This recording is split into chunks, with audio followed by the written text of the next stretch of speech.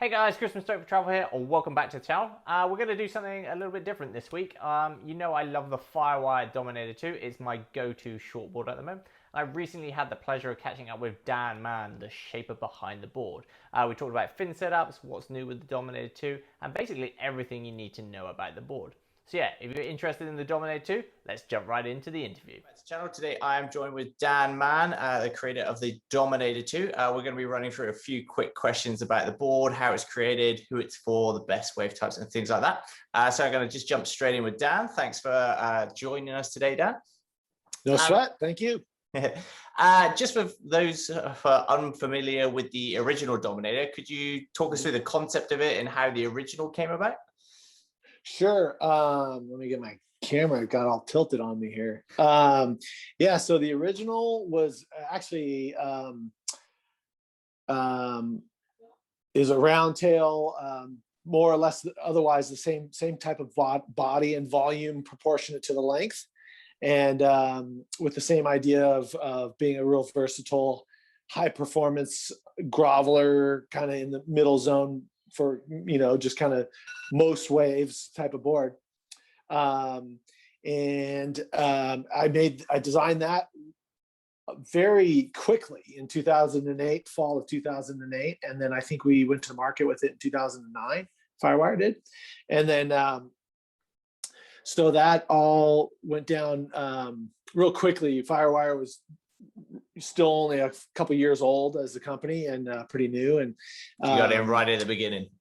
Yeah, it was right there at the beginning, and it was a big hit and very versatile. And it was the main thing for me that was real interesting was that I had designed a quad that was a performance board, shortboard but quad, and I said, you know what this needs to be is a shorter, more voluminous board. And so that's when we came out with the Dominator. But I used the exact same rocker, same bottom contours, and fin placement as that quad, because that quad worked insane, but it just lacked a little bit of grovel. So I put that new body on the same rocker, same bottom contours and fin placements in it, and that's the Dominator. So then that was 2008. It just had a great run. It kept running through all the different types of technologies that Firewire was experimenting with and running with, and kept putting out different timber techs and you know, the FST and LFT. Went really well. Yeah. And so and then it was time to just kind of take what I'd been learning in the meantime and sauce it up, put a new look on it, and give it a new tail. A little bit of refinement on the bottom contours, sharpen them up. As a company, we were able to really refine the design so that. So this is the new Dominator 2, yeah? Yeah, yep. And so the sophistication of our use of materials and everything like that's just been getting better and better. So yeah, this new one's pretty exciting for that reason with the helium. Sweet. So yeah, we just touched quickly on the new, kind of like the differences between the original Dominator and the new Dominator 2. Anything else that kind of really stands out as things that you've tweaked on it? Obviously, the move from the rounded tail to the squash tail was one of the most obvious things to see with the outline. Anything else under the hood that you've kind of tweaked and refined? Yeah, so with that squash tail, one quick thing I'd say about that is there's a little straight spot just back of the front fins. It's a subtle bit of a hip. Yep. And so that was nice. The original Dominator was just an even, nice, clean curve. So that little hip kind of adds a little bite and draws in the outline a little bit in the tail, so your foot's over the whole tail a little bit more. But other than that, the rails are just a smoother, saucier rail, lower volume out on the last little bit of the rail, so that the rail feels real sensitive. And then mainly the only real big difference is the bottom contours are much more crisp and sharp. And then the biggest deviation from the original is that right in the last halfway through the back center fin, about halfway through, it splits in from the double concave into a double V. And so that last little V with the squash tail really gives a lot of forgiveness and maneuverability without losing the what I've never liked about V's is it starts feeling like another fin or just something's catching or dragging back there. And I found that over the years that if it's in the second half, if it starts splitting into the V, the second half of the back half of the center fin, if that makes sense, then you don't lose that top end's fluttering speed when you're flying down the line. Which sometimes V, to me, you lose that with if V is too far forward. It starts feeling a little, like you can hit your top end speed and then you're plateauing. And that with that refinement, it feels really good.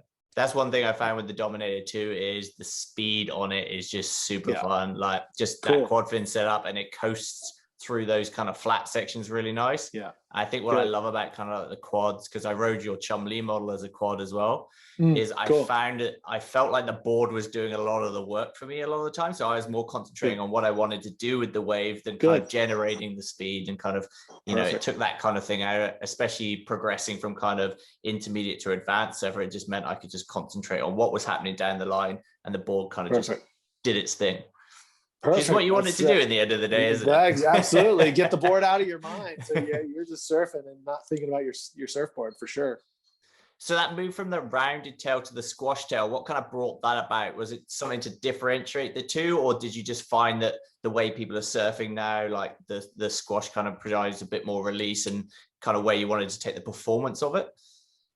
Yeah, I think overall, just the visual is really nice. I really like how it all turned out. And then, so the visual differentiation, I mean, tails are not the most important thing in my mind compared to rocker and compared to fins and fin placement, and overall volume and planing, but they are critical. And what the squash was able to do is make that straight spot and that little hip. It allowed for that, and that's probably the most important thing, I would say, because it's a pretty rounded squash. It's not like going as far as like a swallowtail or anything with a point. Yeah. So it's pretty forgiving that way. And then and again, you're able to put your whole foot over that tail a lot more. And yeah, I'd say exactly. Blow out the tail a little bit more. Did you test it out with some other tail shapes while you were R&D'ing it, or did you go? I did. I've had hips on round tails quite a bit, but I started with that one. I did a couple others. I went right back to it. It was spot on right away. Yeah. So did what you needed it to do. So that if it's not broken, don't fix it.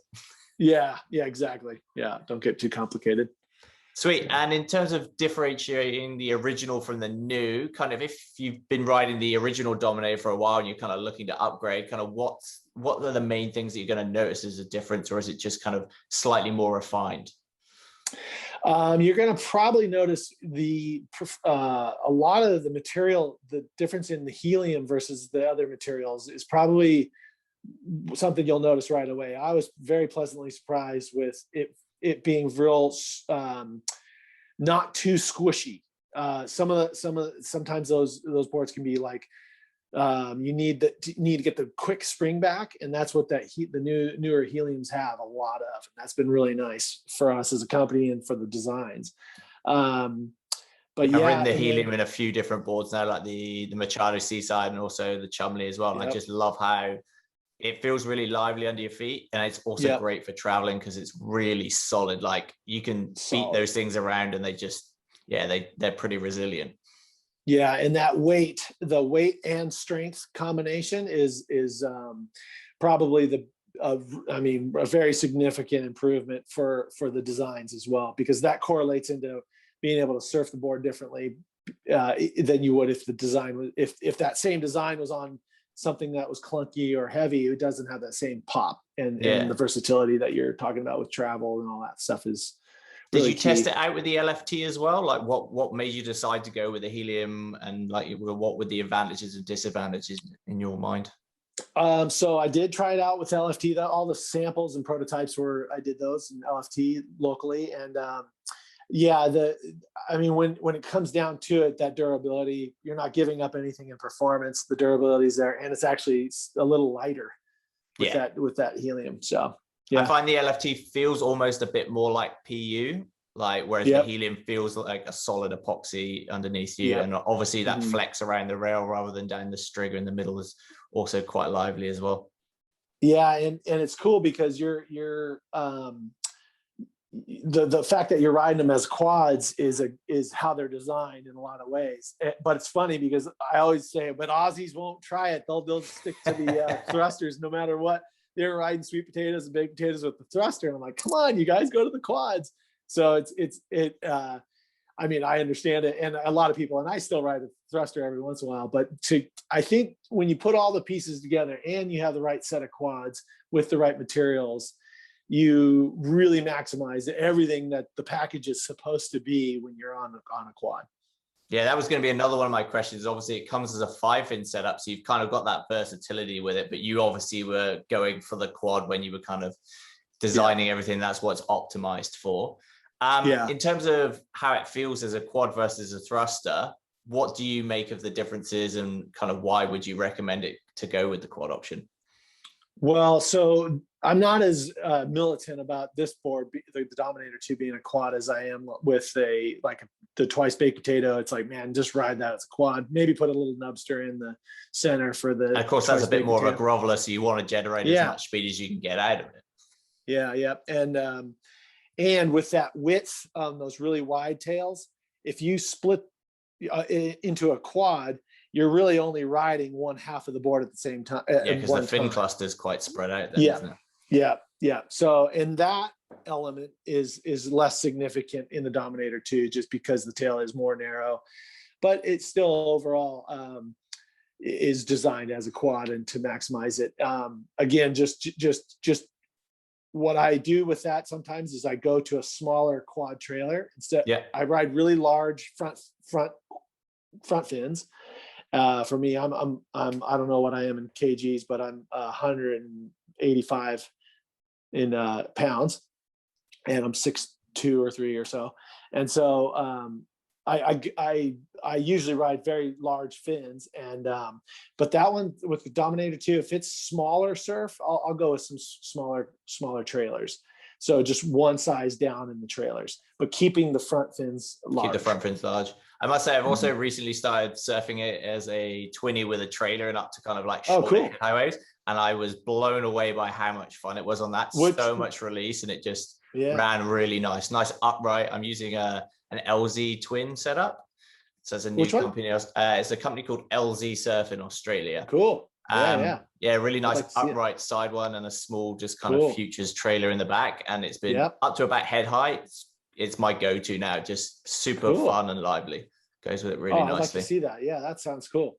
Send a picture of it, of those fins. Yeah, I'll ping them over to you. It's actually been one of the first boards that I've really kind of experimented a lot with different fin setups and how it kind of affects the board, because you can surf it in so much stuff. So it was like now like up to about head height, it's the 20 with a trailer. Anything bigger than that, or if it's a bit faster, I'll chuck the quads in, and it just kind of like you say, it's like one of those, changes the whole board.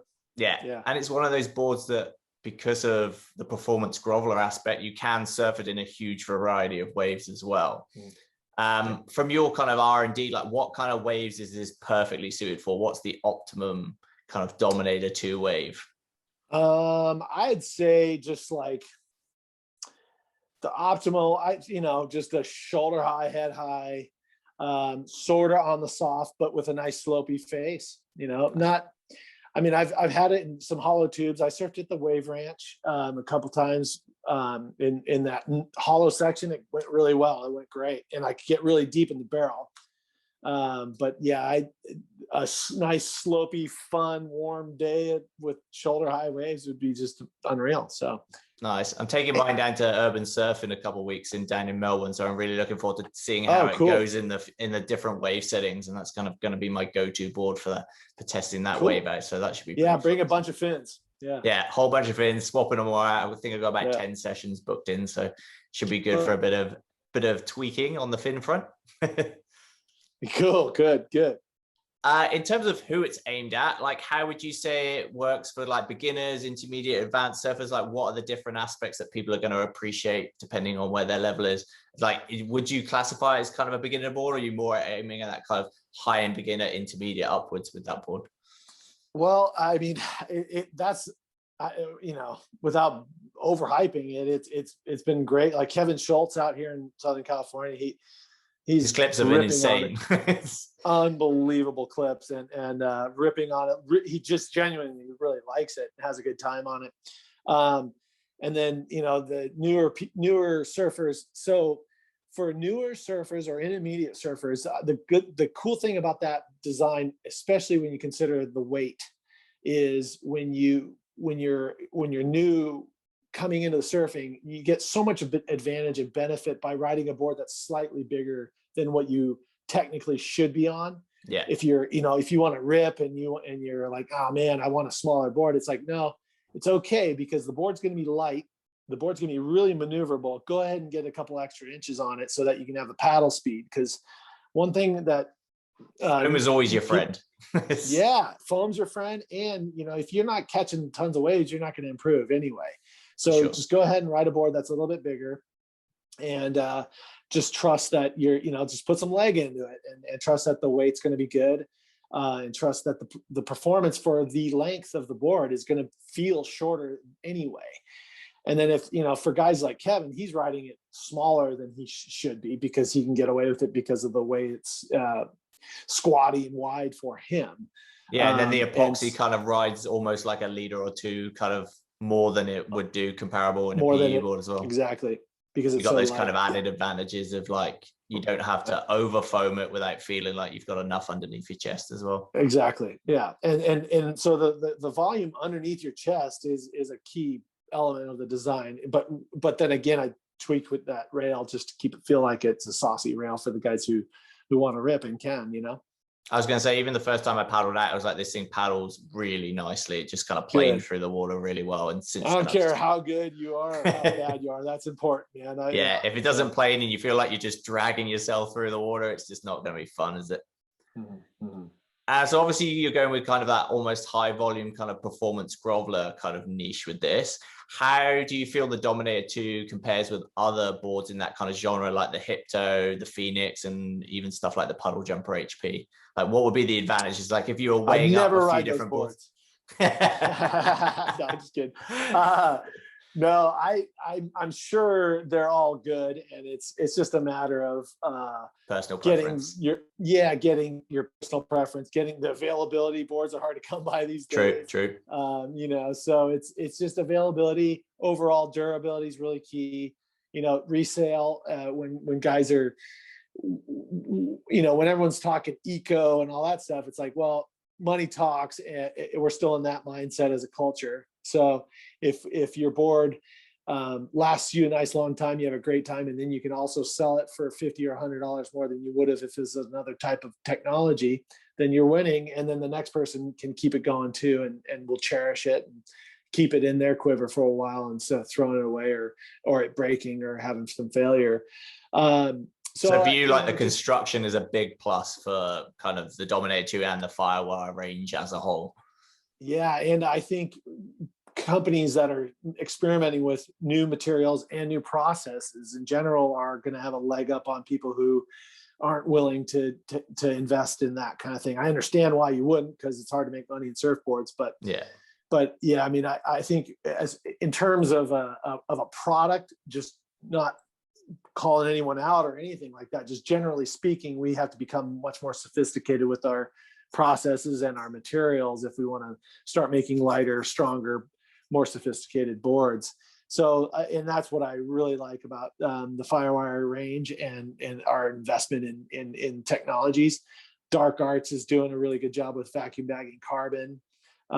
There's that kind of experimentation and effort in that field is where we need to go as a manufacturing product. Because there's been kind of small jumps along the way, but kind of since kind of like that whole 20 to thruster thing went, there's not been a huge kind of move forward in terms of like style material and tech and things. And obviously you've got the stuff really coming through now, like the flax boards and the bio resins and things like that, and like the basalt salt coatings and things like that. So there's a lot of cool stuff out there that people are tweaking with. It's just kind of getting it to the economies of scale where it doesn't add an extra $300 to a board as well, right? And doesn't, you can't compromise the performance. Yeah. So the end of the day, you keep it can on make it all this cool stuff, but if it doesn't surf well, then no one's going to want to buy it. Throw it away. Yeah. Yep. In terms of the main aspects of the Dominator 2, like paddle power, maneuverability, speed, and versatility, how would you rate it out of kind of like 5 stars compared with like your other models at the moment?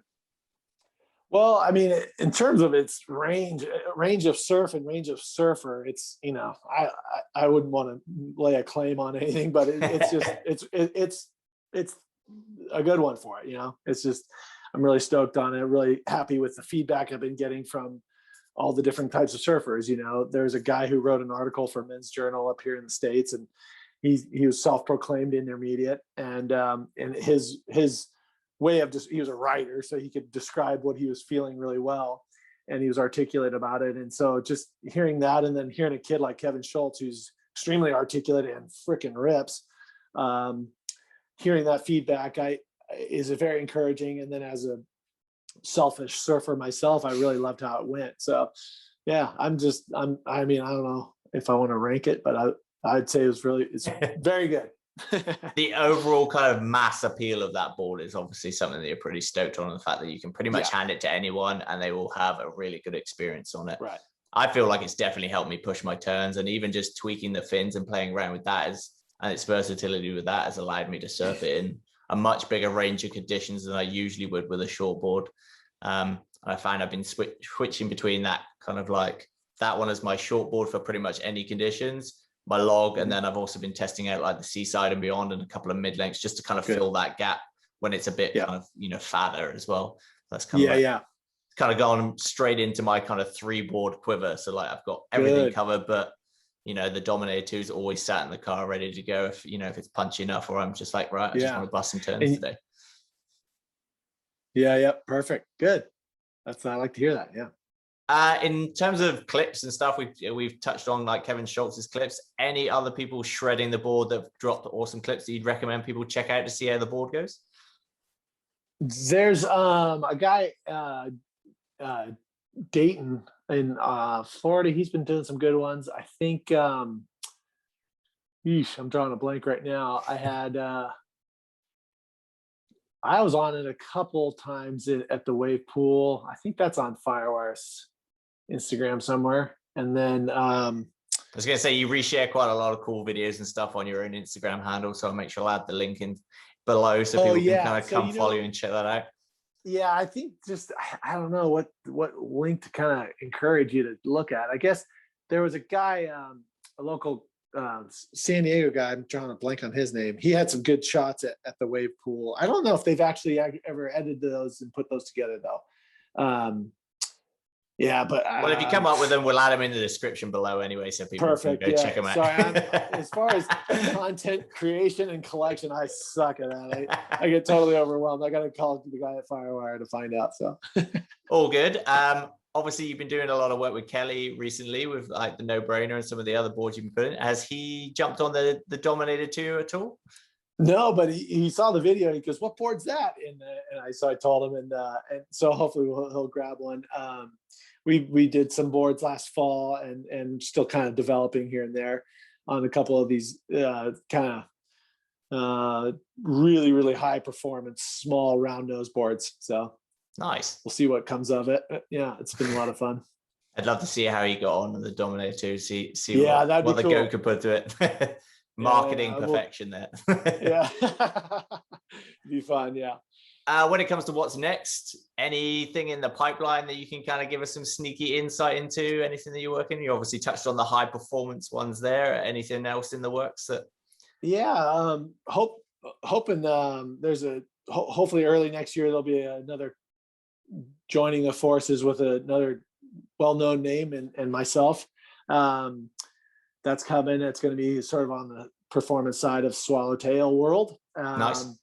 That's coming. And then as far as logs go, we're hoping to get some more Taylor Jensen things going to offer.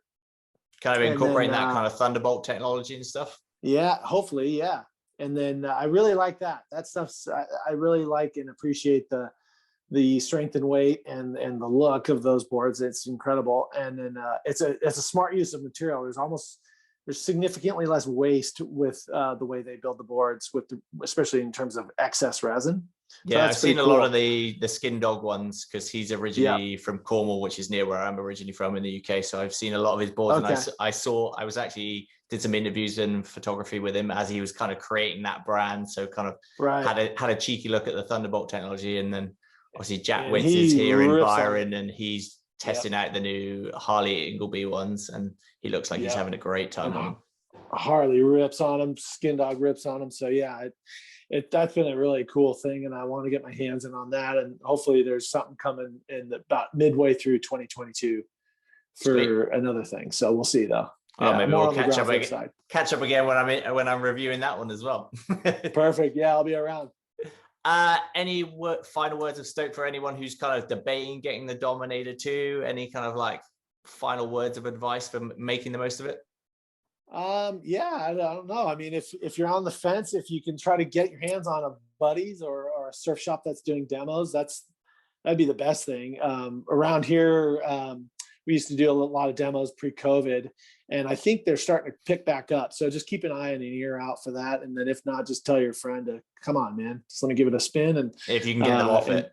And just get 2 waves on it. And then that way, I mean, I know how it feels to part with some money, and if you already have that connection with it and you're certain that it's going to go well for you, it's easier to part with the money and just go for it. Yeah. And also I would just say, invest in fins, invest in good fins.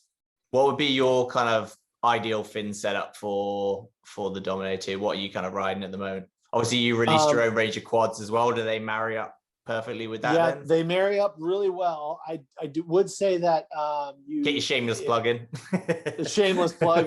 They're in FCS and Futures, and NVS is another custom company that does some different material. But honestly, if you're in that kind of in between size, if you're like, do you know off the top of your head the kilos? Is it 80 kilos if you're 185, 190 pounds? I'm not too sure, to be honest. Yeah. Do you know what it is in stone? No, I don't know stone. In the UK, I was all shit. But yeah, no, then I don't know. But anyway, so if you're kind of in between and you're riding larges in certain situations, mediums in other situations, or smalls, to have a quad option that's just a hair smaller than your bigger quads. Yeah. That's another investment worth making to me, because for the Dominator, it's just because that narrow, that you start feeling the thing kind of loosen that tail up a little bit with the smaller surface area. Exactly. Thanks. That's probably why the 20 with the trailer is going so well as well. Exactly. And I actually rode a 20 up front with these really small quad trailers, and that was a different kind of rendition of what you're talking about as a thruster. Might give that a shot as well then. Yeah. Give it a shot. It was really pivoty and real twangy. It was cool. It was pretty cool. Yeah, I saw like Noel Silas released a set of quads, and he's got the big ones in the front with the smaller ones in the back, so that might be a good option as well. Yeah. I did. That sounds similar to what I was trying, and it's a lot of fun. Sweet, happy days. Well, there you have it, guys. Awesome to have Dan the Man join us this week and catch up about the Dominator 2. Obviously, if you want to check out my full review of the Dominator 2, there is a link in the description below, so go check that out, and also my full written guides. But yeah, thanks for joining us today, Dan. Yeah, no worries. Thanks for tracking me down, Chris. Thanks. Legend.